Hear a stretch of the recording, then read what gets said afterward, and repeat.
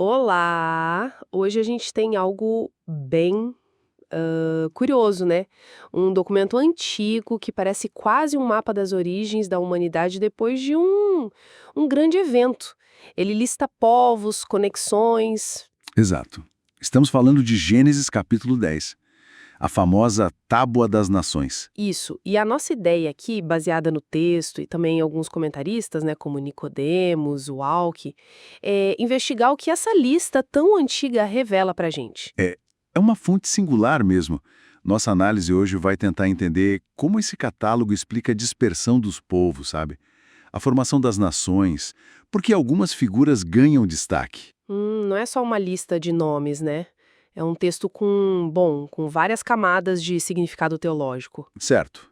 E qual seria, sim, o propósito principal? Imagino que não seja só listar quem veio de quem, né? Não, com certeza não. Olha, um ponto fundamental é estabelecer a unidade da raça humana. Todos descendem de Noé. Isso é chave. E tem implicações bem importantes, né? Ah, sim. Além disso, o texto mostra o cumprimento daquela ordem divina: encham a terra. Serve também para contextualizar a origem de povos vizinhos a Israel, tipo egípcios, babilônios. Entendi. Inimigos frequentes, inclusive. Exato. E talvez o mais crucial, prepara o cenário para a história de Abraão, que vem da linhagem de Sem. E essa linhagem de 100 aparece por último, né? Mesmo ele não sendo caçula. Isso parece intencional, uma forma de dar um foco ali. Totalmente intencional. É uma técnica narrativa para enfatizar a linhagem da promessa, sabe? Antes de chegar em Sem, o texto detalha Jafé e Cã. Faz sentido. E a lista menciona 70 nações. Esse número 70 geralmente é simbólico na Bíblia. Sugere totalidade, completude. Talvez indicando o interesse divino que abrange todos os povos, né? Não só Israel, que, aliás, nem é nomeado aqui. Nossa, bem interessante essa abrangência inicial. E como é que o texto descreve essa distribuição, tipo, geográfica desses grupos? Bom, a gente pode traçar um mapa bem geral, assim. Jafé fica associado ao norte e oeste, Europa, Ásia Menor, as Ilhas das Nações, são os ancestrais dos gentios mais distantes, digamos. Tá. Cã ocupa mais o sul e sudoeste, África, partes da Arábia e a região-chave de Canaã. Ali estão civilizações poderosas e, como você disse, adversários históricos de Israel. Uhum. E Sem.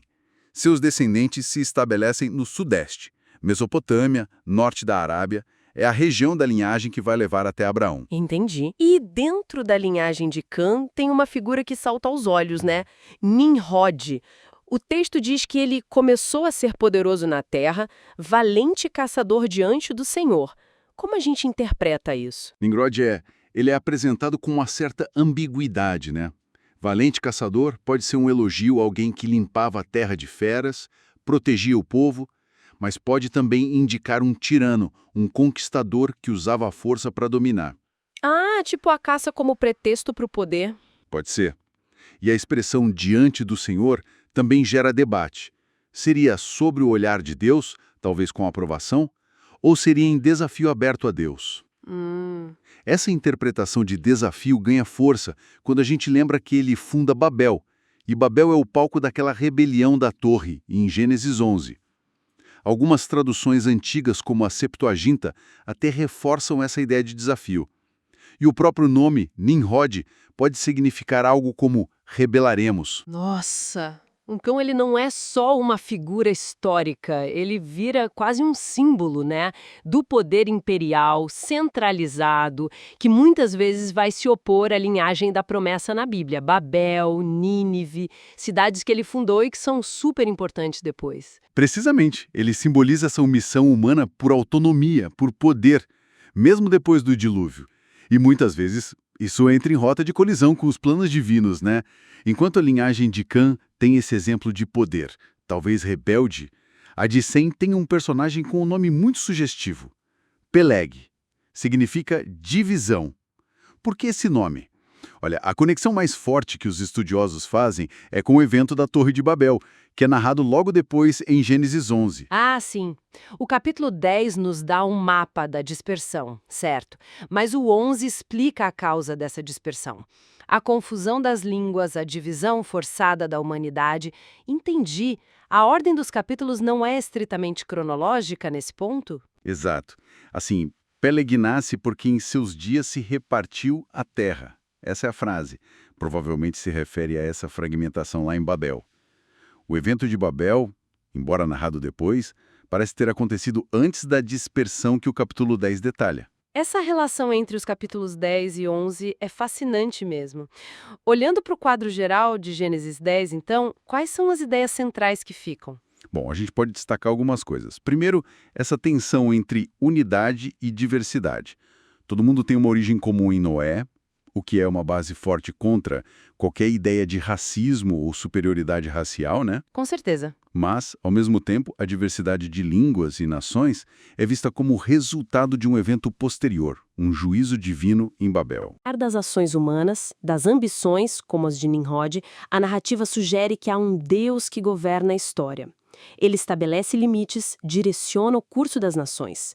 Isso ecoa em outros textos, como Deuteronômio 32, Atos 17. Entendi. E claro, a Tábua das Nações acaba funcionando como um pano de fundo essencial para a gente entender o resto da Bíblia, né? Explica a origem dos povos e vai afunilando o foco na linhagem que leva a promessa feita a Abraão. Exatamente. É bem mais que uma lista.